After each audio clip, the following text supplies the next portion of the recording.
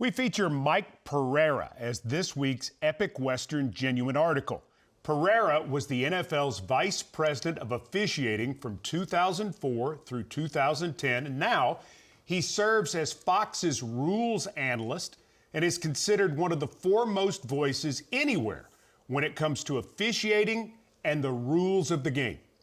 I asked Mike Pereira to peer into 2025 and give us his thoughts on the biggest issues and topics when it comes to NFL officiating this coming offseason. I think it's going to revolve around replay. I mean, I really feel that, and how much more they're going to get involved with picking up flags on the field. Look, they did a couple of things last year already. They said if roughing the passer is called for a hit to the head or neck area, if there is no contact to the head or neck area, then replay can take it off. If they throw a flag for intentional grounding because of the fact that the quarterback got out of the pocket and didn't get the ball back to the line of scrimmage, they can go back and put him in the pocket if he was indeed in the pocket. So they've made these strides, which I guess are okay, but I have a couple of issues, in regards to that. Number one, they're using a different standard to me when it comes to and this is going to be hits on defenseless players. If they said we can pick it up if there's no head contact to the head or neck area, they won't pick it up if there is any contact, even ever so slight to the head or neck area. They won't pick it up. They won't make that additional judgment as to whether it's forcible or not. And so that to me is, look, if you're going to make it reviewable, if there's not forcible contact, then take it off. If it's just a glancing blow with the hand, it's not consistent with what you want called on the field. If you look at it and say, you're going to tell the referee, okay, look, I don't want that call, that's incorrect, even though there is slight contact, then make it incorrect with replay. And then the other thing that's going to happen, I do think that in some ways it's going to open up Pandora's box, as I stated earlier, where if you let the officials know that their call is subject to being picked up, they'll have more of a tendency to call it. So let's just take face masks. So if they call a face mask, and then the league says, we'll pick it up if there's absolutely no contact, then if there is the slightest of grab that you wouldn't have wanted called before, then they wouldn't take it off.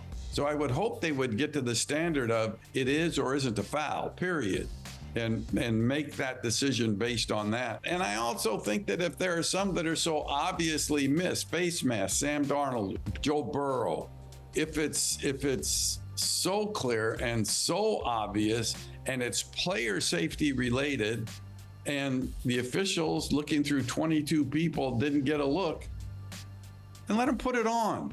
Let it put them on. We're headed that direction anyways. And so lastly, to me, and this was my gift when I left in 2010, I said, make all 17 referees full-time.